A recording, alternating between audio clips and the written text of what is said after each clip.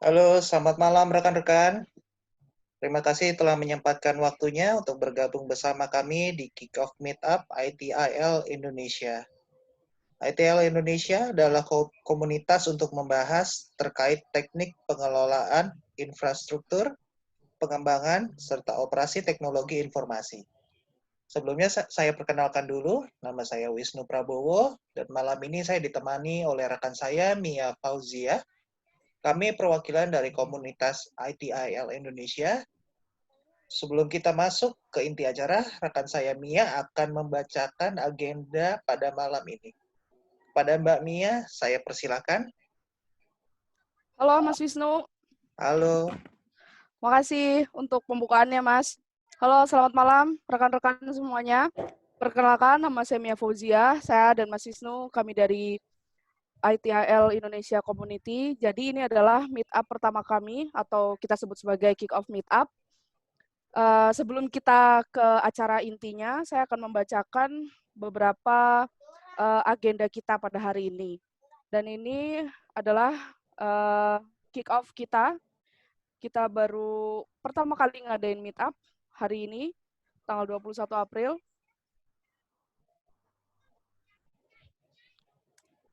Oke.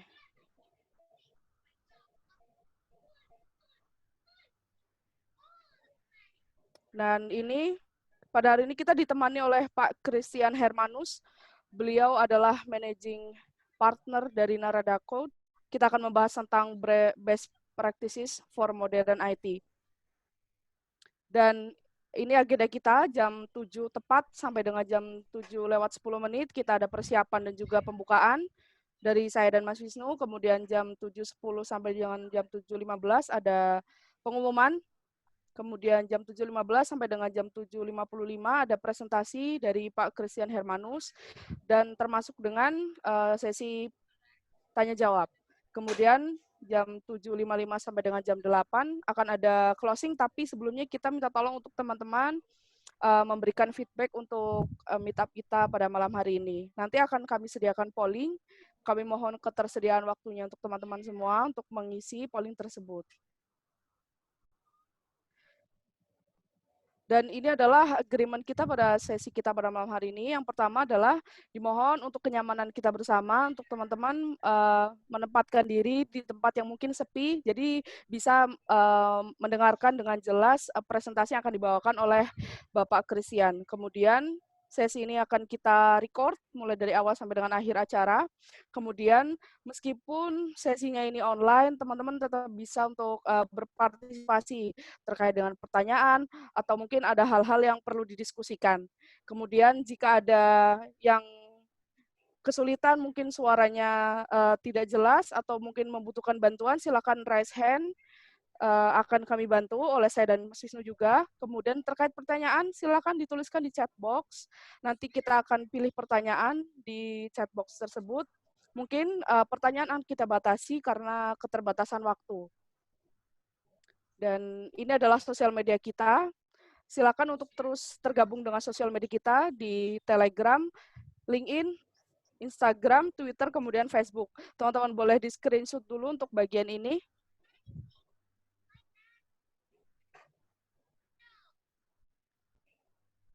Oke, sudah ya. Terima kasih. Demikian agenda kick-off meet-up kita pada malam hari ini. Langsung saja kita lanjut ke acara berikutnya, yaitu acara inti kita, pemaparan materi oleh Bapak Christian Hermanus. Beliau adalah managing partner dari Narada Code. Kepada Bapak Christian, kami persilakan. Ya, terima kasih Mia, terima kasih Wisnu. Selamat malam rekan-rekan semua. Saya akan share screen.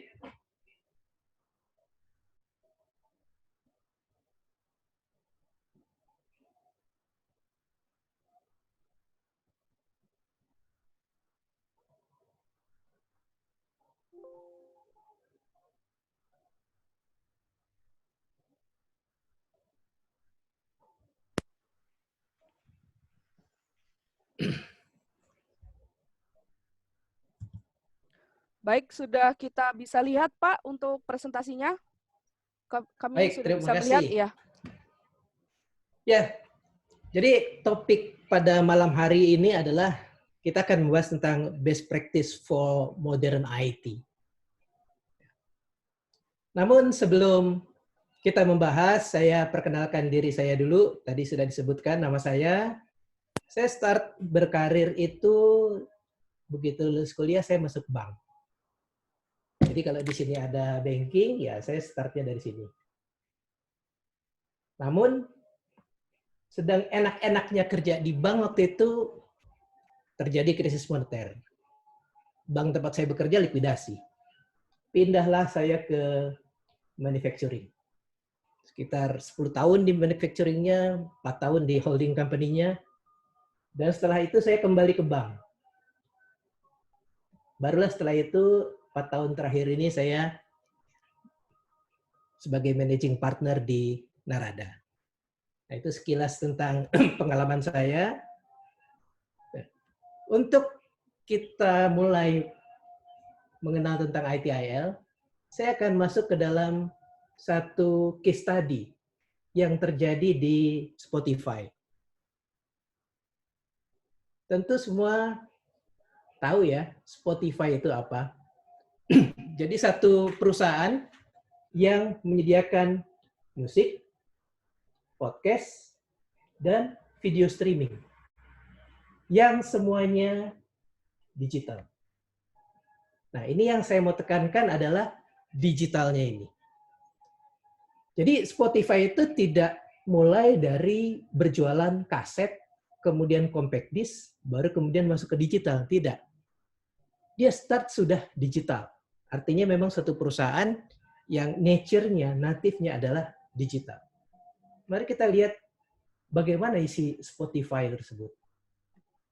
Sebagai company yang lahir digital, teknologi stack-nya Spotify luar biasa. Ini ada beberapa icon yang saya percaya rekan-rekan sangat familiar di area application and data. Kemudian berikutnya teknologi stack Spotify di utilities. Saya juga yakin banyak produk yang rekan-rekan familiar dengan produk ini. Ini adalah DevOps-nya. Dan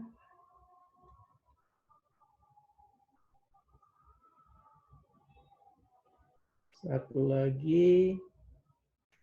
Nah, kalau rekan-rekan familiar dengan Spotify Engineering Culture yang saya yakin sering terdengar, ini adalah satu referensi yang sangat baik, sangat istimewa kalau menurut saya pribadi, yang menjelaskan tentang bagaimana satu modern IT itu dijalankan oleh satu perusahaan. Jadi banyak industri, termasuk dari financial industry, yang telah mengambil Spotify Engineering Culture sebagai modelnya. Nah, kalau kita melihat hal yang seperti ini,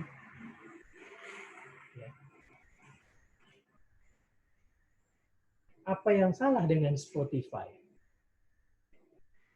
Semuanya kelihatannya sudah oke. Dari sisi teknologi oke, kita sudah lihat stack-nya tadi. Dari sisi prosesnya juga luar biasa, sehingga dia bisa menelurkan satu culture yang menjadi reference. Dari sisi people-nya, saya yakin waktu direkrut juga sudah merupakan orang-orang yang terbaik. Nah, tapi ternyata Spotify mengalami satu isu. Mari kita lihat apa yang terjadi di sana.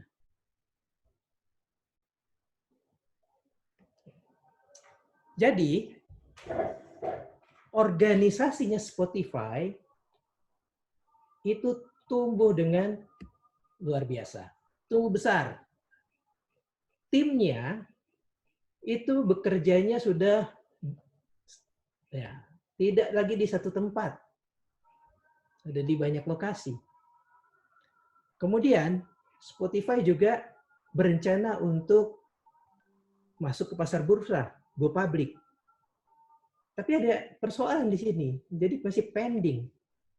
Kenapa? Karena American Stock Exchange-nya mengeluarkan satu requirement baru tentang compliance yang belum dapat dipenuhi oleh Spotify.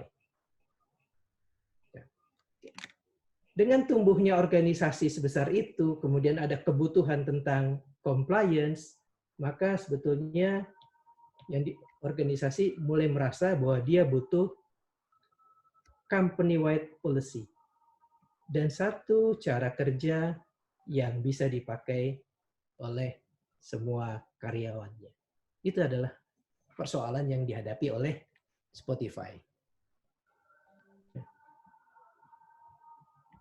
Untuk solve persoalan tersebut, Spotify panggil konsultan, yaitu namanya Olingo Consulting. Satu konsultan yang lokasinya ada di Stockholm, Swedia. Kenapa perusahaan Swedia yang dipanggil? Ya karena kantor Spotify salah satunya ada di Swedia. Apa yang Olingo perlu kerjakan? Maka konsultan ini perlu mencari satu balance antara kontrol dan agility. Jadi balance ini yang perlu ditemukan agar dia tetap bisa menghasilkan value. Kontrol saja kalau terlalu ketat maka value-nya nggak dapat. Karena jangan lupa seperti yang tadi saya sampaikan di awal, ini adalah perusahaan yang lahir digital. Semuanya serba ngebut di sini. Oleh karena itu balance inilah yang akan dicari oleh konsultan. Pada saat Olingo masuk, dia memakai ITIL sebagai framework. Apa yang ditemukan? Ternyata di kantor Spotify, ITIL sebagai framework itu relatively unknown. Banyak orang yang nggak tahu di sana tentang ITIL itu apa sih. Lebih parah lagi, ada staff members yang bilang, kalau using framework itu, bikin pelan aja. Ngapain sih diatur-atur? Kita kan butuh cepet. Kenapa sekarang jadi banyak peraturan? Pakai framework ini. Gitu. Jadi itulah kurang lebih ya Olingo temukan pada saat dia mulai melakukan assessment di ITIL. Nah, kemudian pekerjaan ini berjalan dan kita lihat hasil akhirnya saja, ya endingnya. Apa hasil akhirnya? Sukses, go public, masuk ke American Stock Exchange. Ya. Berikutnya, staff mulai interest ke ITIL. Yang tadinya banyak yang nggak kenal, tadinya bilang, buat apa sih pakai ITIL, bikin pelan saja. Sekarang mulai interest. Karena value dari framework ini sekarang menjadi clear. Olingo juga kemudian ditunjuk untuk melanjutkan pekerjaan untuk mendeliver training ITIL. Nah, itulah cerita sedikit tentang Spotify dan bagaimana ITIL bisa membantu Spotify. Sekarang pertanyaannya, apaan sih ITIL? Sampai-sampai perusahaan secanggih Spotify perlu menerapkan ITIL.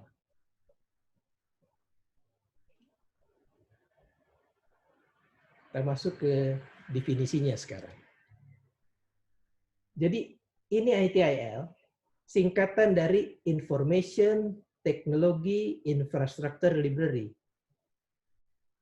Adalah sekumpulan practices. Untuk apa?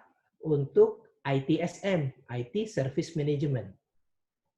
Yang fokusnya adalah bagaimana mengalign IT service dengan kebutuhan bisnis. Itulah ITIL.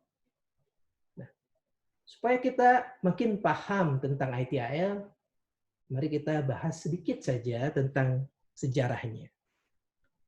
Jadi mulai dikembangkan itu tahun 80-an di Inggris oleh satu lembaga pemerintahan yang namanya Central Computing and Telecommunication Agency.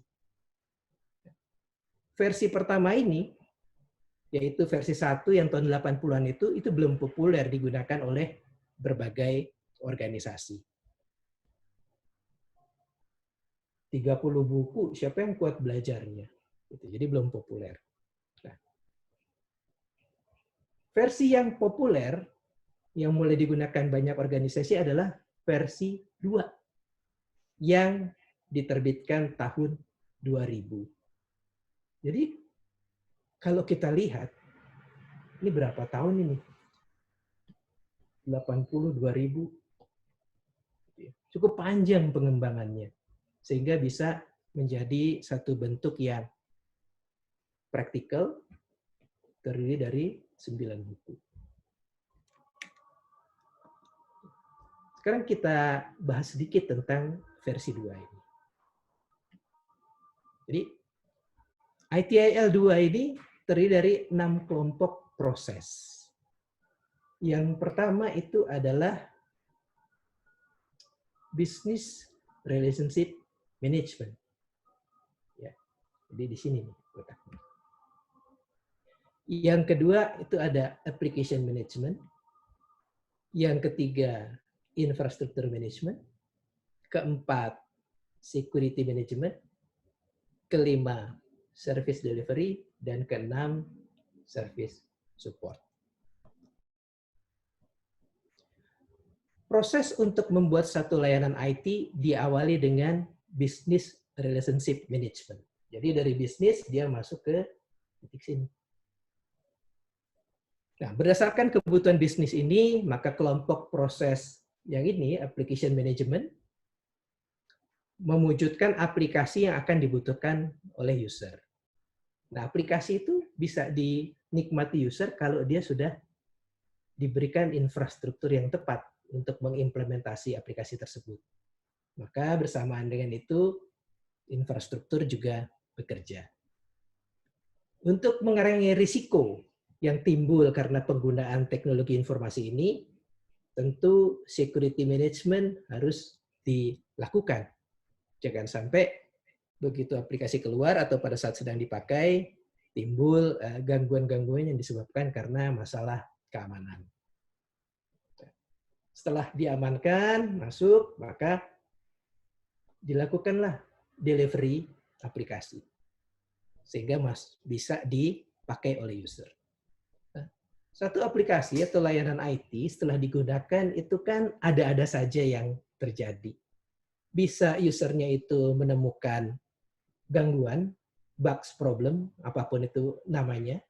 Atau bisa juga usernya itu meminta fitur baru atau hak akses yang intinya adalah minta request.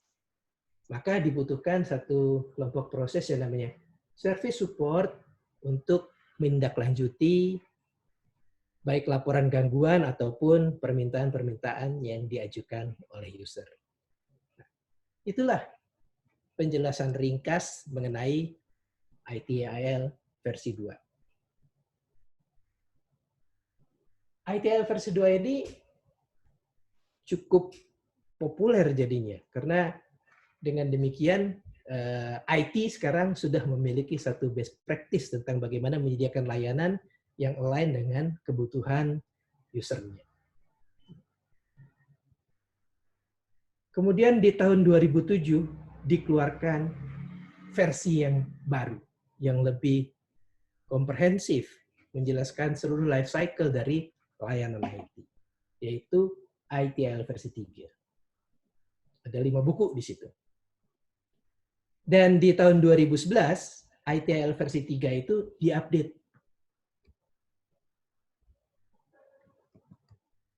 Apa isinya ITIL versi 3? Yang 5 buku itu. Ya. Jadi, ITIL versi 3 itu terdiri dari 5 kelompok proses. Yang pertama adalah service strategi. Ini yang di core nih, di tengah nih. Yang kedua adalah service design. Yang ketiga itu service transition. Yang keempat, service operation. Dan yang terakhir, kelima adalah continual service improvement. Atau continual improvement untuk singkatnya. Nah, saya akan menjelaskan kelima kelompok proses ini dengan satu analogi kalau kita ingin membuat satu restoran atau rumah makan.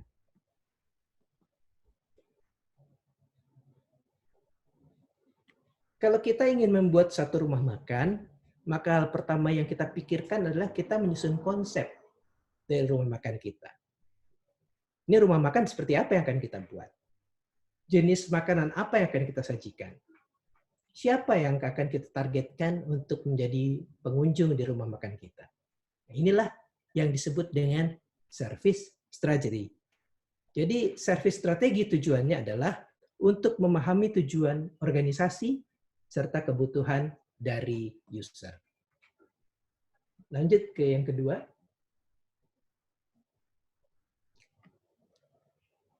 Setelah kita memiliki konsep dari rumah makan yang akan kita buat, maka tahap selanjutnya adalah kita membuat rencana desain rumah makan tersebut. Bagaimana bangunan eksteriornya agar tampak menarik untuk dikunjungi? Bagaimana penataan interiornya agar nyaman dan juga efisien? Apa saja menu yang akan kita sajikan? Bagaimana penampilan buku menunya? Dan sebagainya. Inilah yang disebut dengan service design. Service design tujuannya adalah mengubah service strategi menjadi suatu rencana untuk dapat mendeliver tujuan bisnis.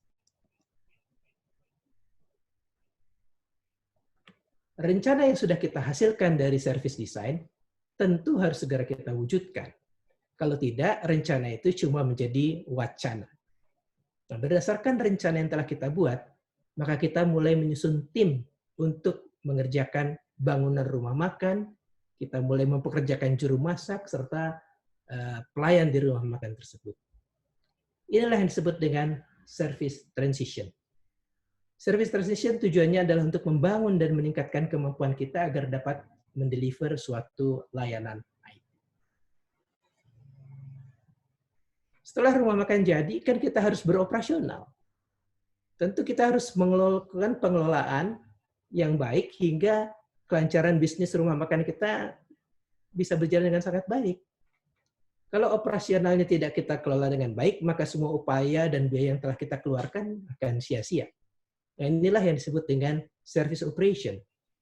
Service operation tujuannya adalah mengelola layanan IT sebaik-baiknya agar dapat memberikan manfaat kepada usernya.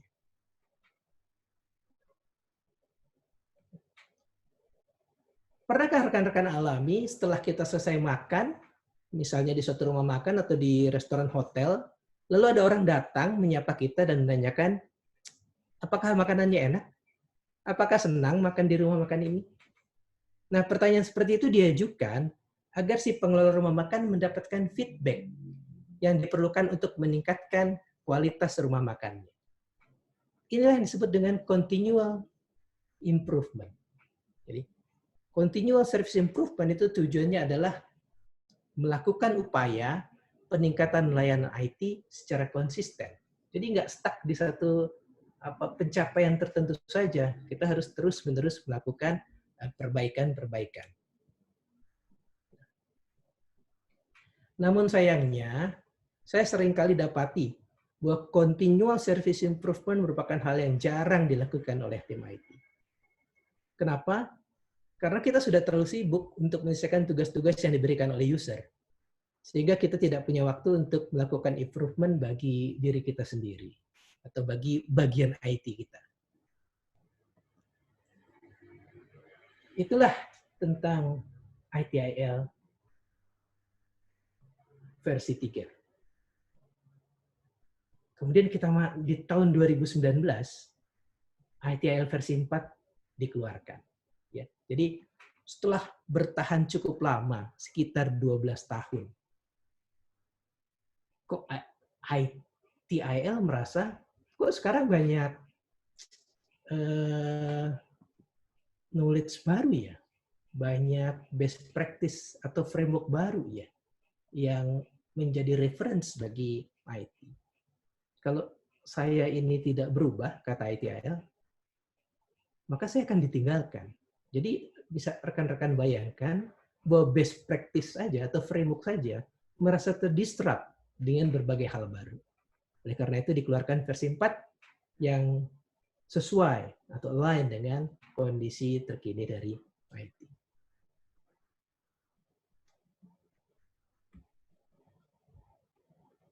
Kalau kita belajar versi 4, maka pertama kali kita akan belajar mengenai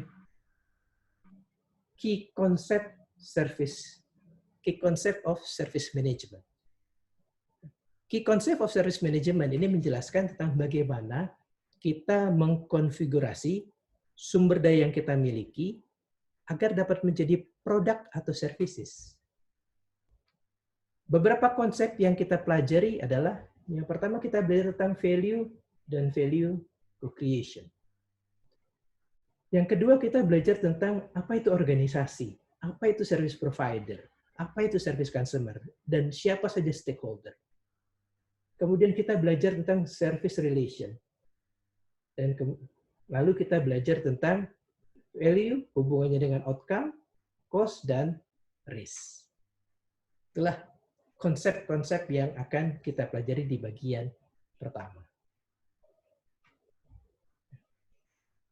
Pada ITIL 4, semua sumber daya yang dibutuhkan untuk menghasilkan produk atau service itu dikelompokkan menjadi 4 kelompok yang disebut dengan nama the 4 dimension of service management. Nah, isinya adalah, si keempatnya itu, yang pertama ini bicara tentang organization and people. Jadi harus ada orangnya. Orang itu harus ditempatkan dalam satu struktur tertentu. Yang kedua baru bicara information and technology. Yang ketiga, kita butuh partner, kita butuh supplier. Nggak ada IT yang memenuhi segala kebutuhannya sendiri. Dan yang keempat, untuk bisa menghasilkan, maka dibutuhkan value stream dan proses. Nah, kalau keempat sumber daya ini dikonfigur, maka akan dihasilkan produk atau services. Dan kalau produk atau services itu digunakan oleh usernya, maka usernya akan mendapatkan value.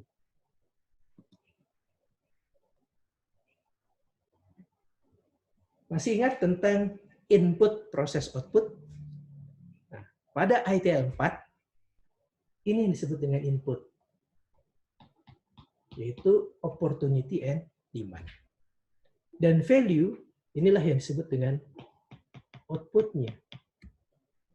Adapun prosesnya adalah yang di tengah ini.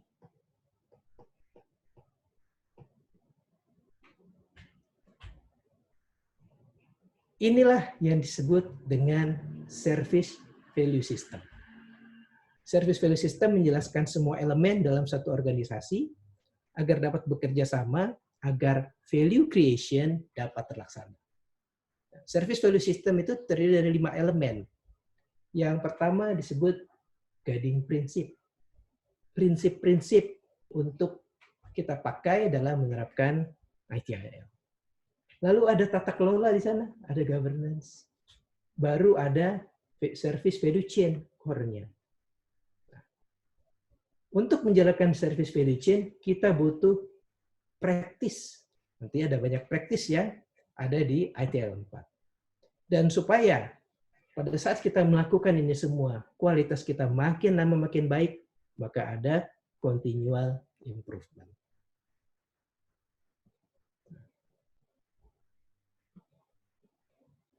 Inilah yang disebut dengan practice pada ITIL 4. Kata practice itu menggantikan istilah proses dan function yang digunakan pada ITIL versi sebelumnya.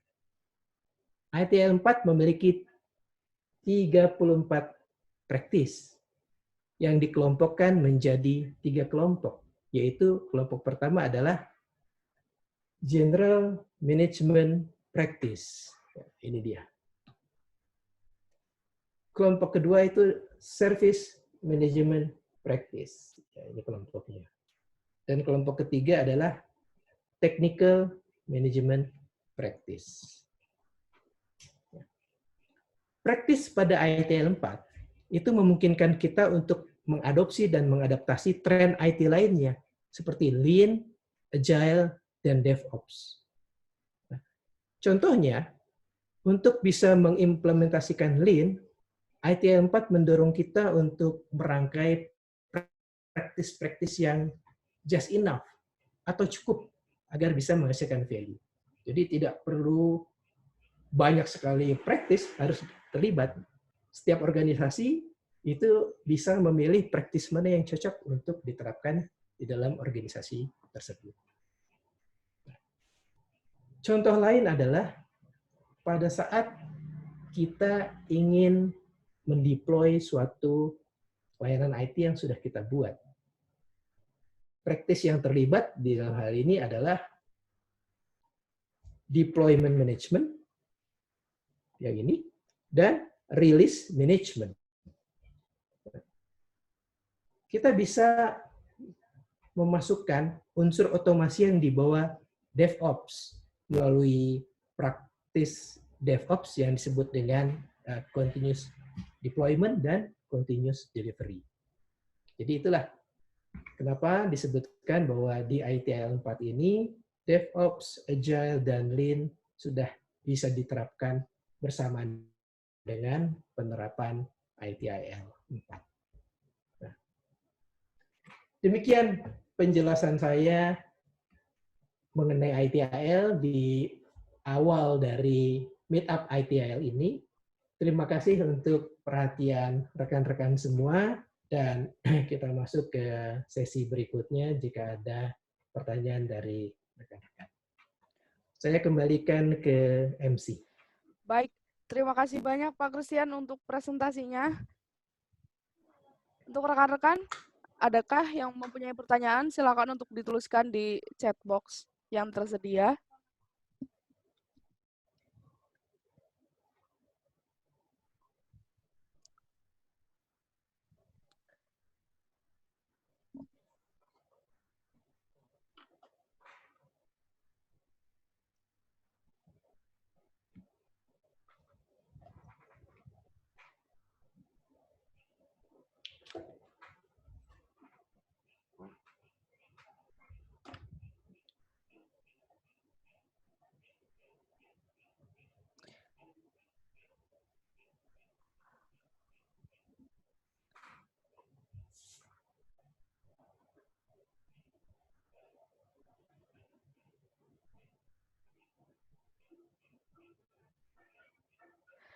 Pak Christian, kita udah ada beberapa pertanyaan ini, Pak.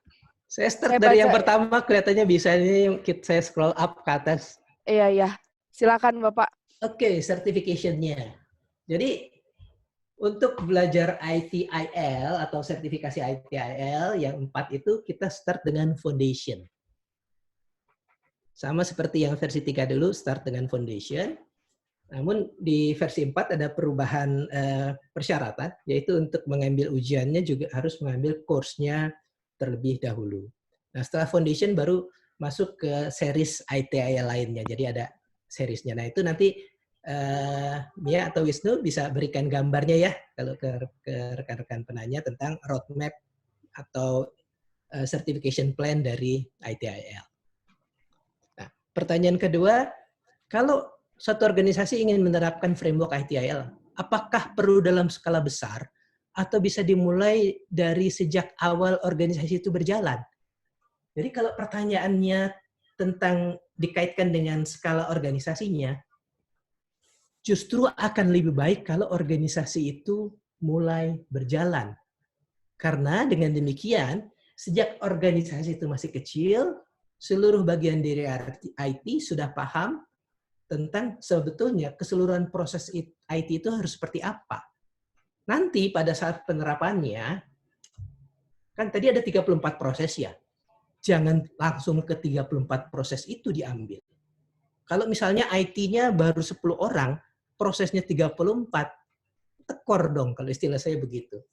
Nah, kita nanti bisa pilih. Disitulah makanya di ITIL versi 4 ini, organisasi itu di-encourage untuk merangkai proses yang fit, just enough, tapi menghasilkan value untuk organisasinya. Jadi jawabannya adalah start dari organisasi itu mulai berjalan. Nah, pertanyaan berikutnya, mempelajari implementasi dari mana dulu ya? Saya nggak bisa scroll nih, Mia. Bisa tolong bacakan yang berikutnya?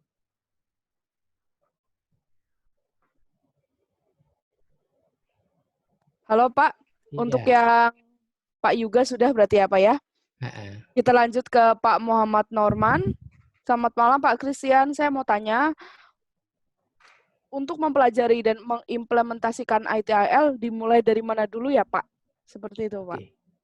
Saya punya usul begini, ini biasa saya mensarankan dari 34 proses itu start dari 2 bagian, ya. Bagian pertama,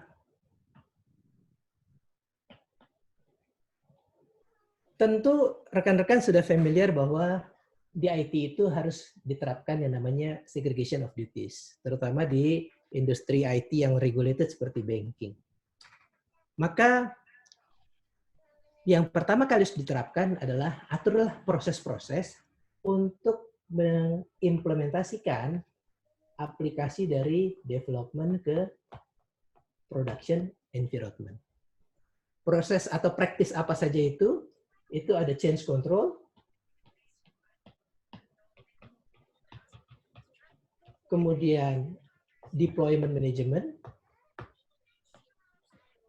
dan satu lagi release management. Kalau kita menerapkan ini, maka otomatis kita bisa menertibkan semua proses-proses terkait di dalamnya. Kelompok kedua yang kita jadikan untuk start adalah pada saat IT mulai dipakai oleh user. Tadi saya sudah sedikit cerita, user akan mengalami gangguan, akan punya request. Maka ini harus ditindaklanjuti dengan proper. Untuk itu kita perlu practice service desk.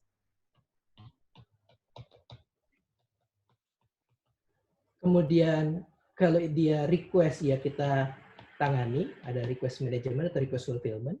Kemudian ada kalau dia laporan karena gangguan ada incident management.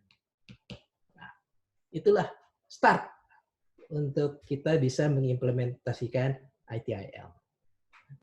Kalau ini rapi, maka proses yang lainnya terkait dengan ini akan mengikuti. Ya, jadi titiknya dari 2 ini ya. Baik, kita masuk ke berikutnya, Bu Mia. Baik, terima kasih Pak. Berikutnya ada dari Pak Akbar. Beliau bertanya, Pak, aplikasi service desk apa yang paling banyak dipakai yang sesuai dengan ITIL, Pak?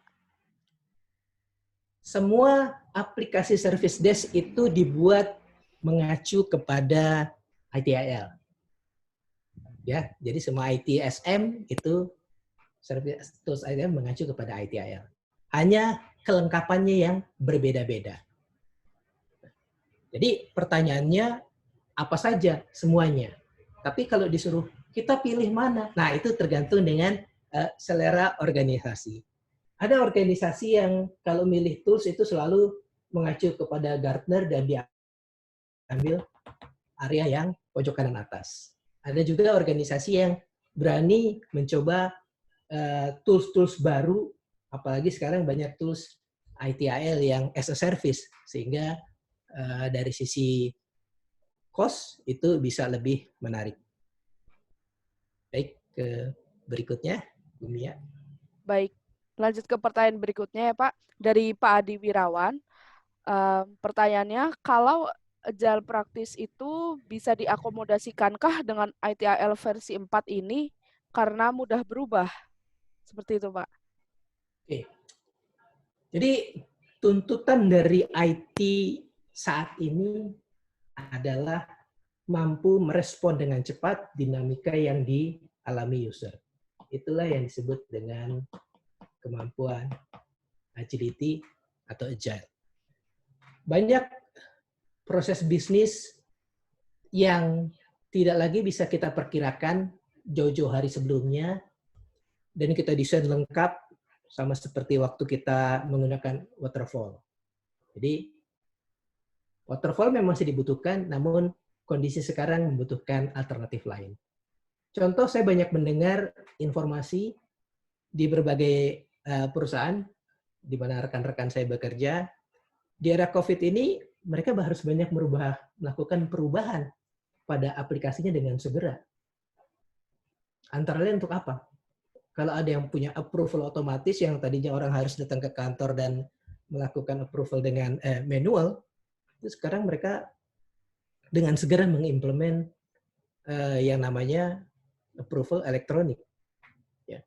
Kalau kita lihat di aplikasi yang sering kita pakai, transportasi online, ya, langsung tuh ada fitur-fitur yang tahu disable, berubah, kan agile sekali. Jadi apa yang saya bicarakan di sini adalah pada saat kita merubah layanan IT, mode-nya sekarang sudah dibutuhkan agile. Namun setelah agile, begitu kita ingin mengimplementasikannya, kita harus tetap ikut ritme bahwa harus ada upacara yang dibutuhkan atau tata kelola yang dibutuhkan untuk dia naik ke production environment, sehingga layanan IT yang sudah beroperasi di production environment tidak terganggu.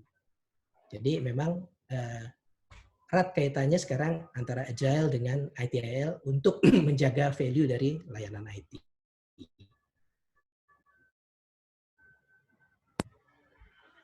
Mungkin Mia. Pertanyaan dari Pak Jadi Sinaga sudah terjawab juga ya Pak ya, karena kaitannya dengan agile, yaitu ITIL 4 ini lebih ke arah agile ya Pak konsepnya. Seperti itu, berarti sudah terjawab ya Pak ya. Kita lanjut ke pertanyaan berikutnya dari Pak Andre Anggara. 34 praktik tadi berupa guideline atau seperti apa ya Pak? Jadi ke-34 praktik tadi, kalau kita nanti belajar ITIL-nya, itu memang disebutkan sebagai guideline untuk menjelaskan prosesnya. Jadi kalau kita belajar itu tidak 34-34-nya dikupas secara mendalam, tapi di bagian awal ada 7 yang diutamakan, kemudian selebihnya kita kupas secara ringkas. Sedangkan untuk memahami, kalau memang masih dibutuhkan ya, memahami proses-proses apa saja, misalnya di change control, di incident management, step by step activity-nya apa saja sih? Di ITIL 4 itu tidak ada. Kita masih harus refer ke ITIL 3 saat ini, karena itu masih dipakai. Namun yang beda adalah kalau ITIL 3 sering dianggap sebagai itu proses yang harus dipatuhi selengkap-lengkapnya, maka di ITIL 4 kita ada keleluasan untuk melakukan adopsi dan adaptasi sesuai dengan konteks dari organisasi. Ya, itu merupakan guideline isinya. Namun step by step-nya masih refer ke ITIL 3. Baik, pertanyaan terakhir ini Pak. Bagaimana agar ITIL 4 praktis ini bisa align dan digunakan ke dalam dunia DevOps, Pak? Terima kasih. Oke. Malah yang kami temui dalam keseharian kami melakukan coaching, consulting, termasuk pada saat training adalah sebaliknya. Jadi banyak perusahaan yang bilang, oh saya mau DevOps. Bahkan ada yang bilang, saya mau DevSecOps nih, udah butuh. Karena saya begini, diurailah masalahnya. Jadi dia bilang perusahaan itu DevOps dong. Wah.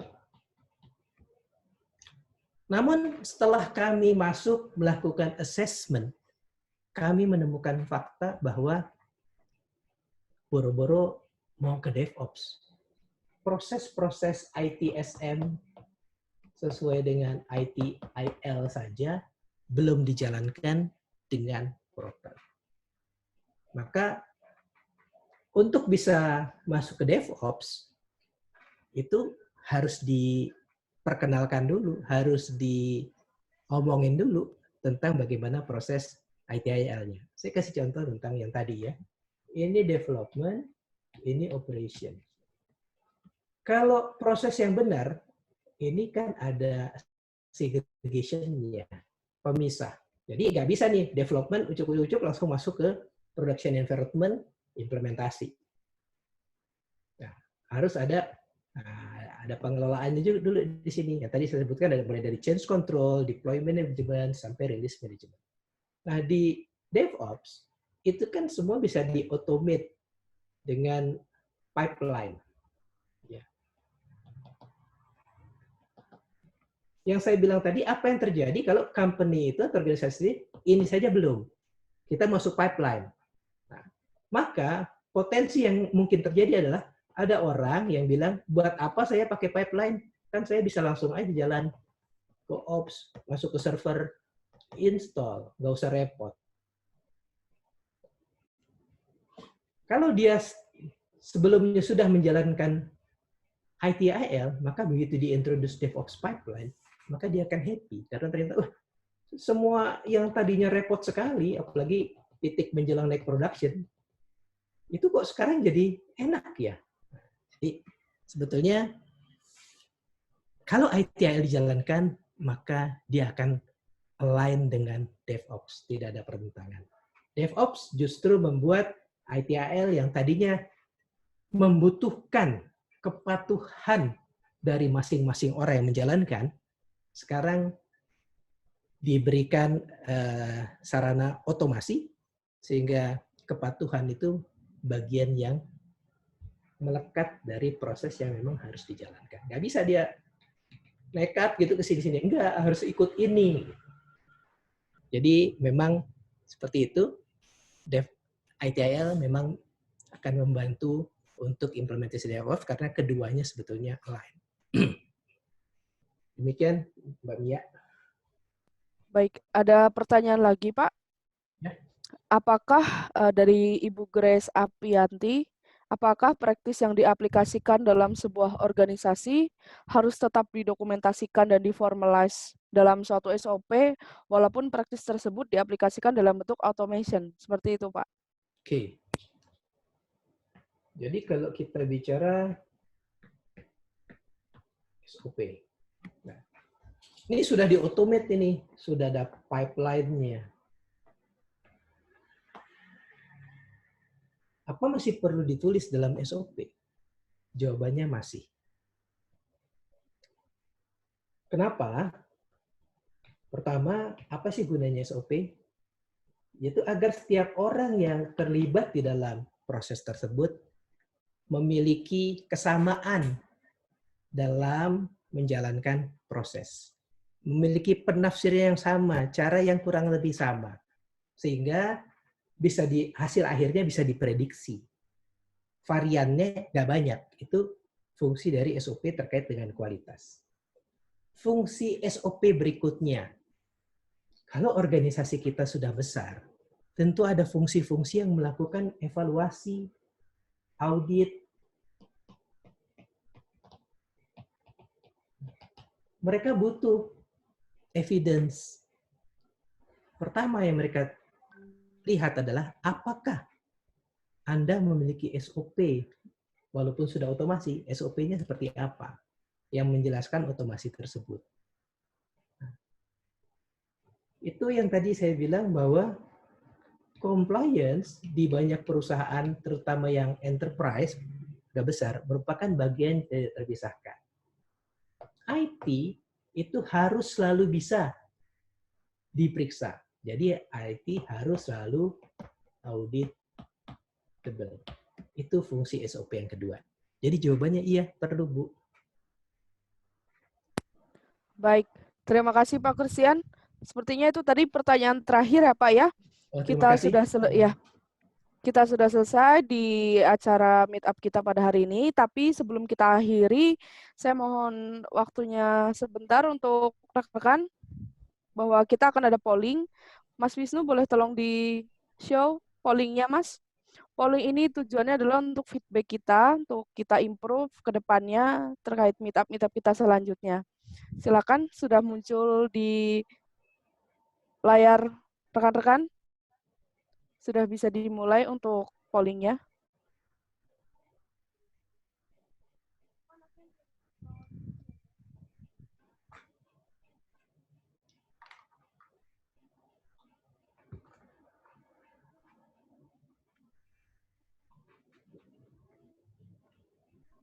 Oke, silakan diisi ya untuk pollingnya. Sekaligus juga saya kasih hints juga nih untuk next meetup kita. Tadi kan kita sudah membahas juga proses ITIL yang sudah kita lihat tuh ada 34 proses. Dan tadi sempat dibahas juga dari mana sih kita akan mulai ya. Nah, itu akan menjadi juga mungkin bahasan untuk next meetup kita. Nah, nanti tapi tidak menutup kemungkinan bila para peserta mempunyai usulan lain. Jadi nanti bisa dituliskan langsung di chat box untuk usulannya.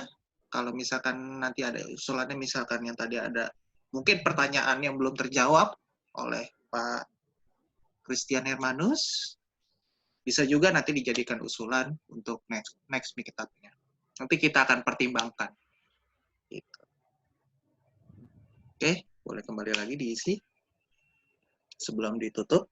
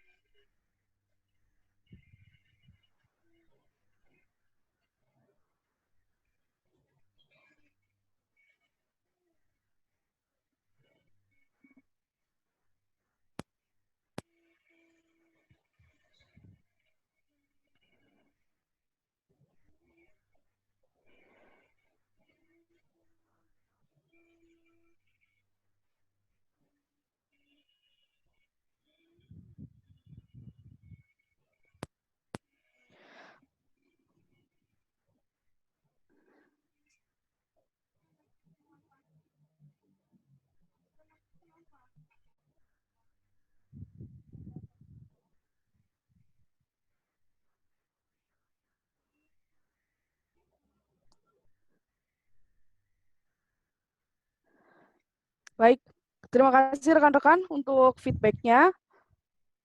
Demikian kick-off Meetup ITIL Indonesia pada malam hari ini. Terima kasih telah bergabung dengan kami.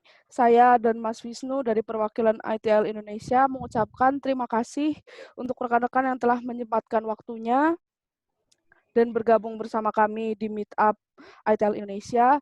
Semoga apa yang telah disampaikan oleh Bapak Christian dapat bermanfaat bagi kita semua. Dan tentunya materi pada hari ini akan kita share di sosial media kita, terutama di Telegram.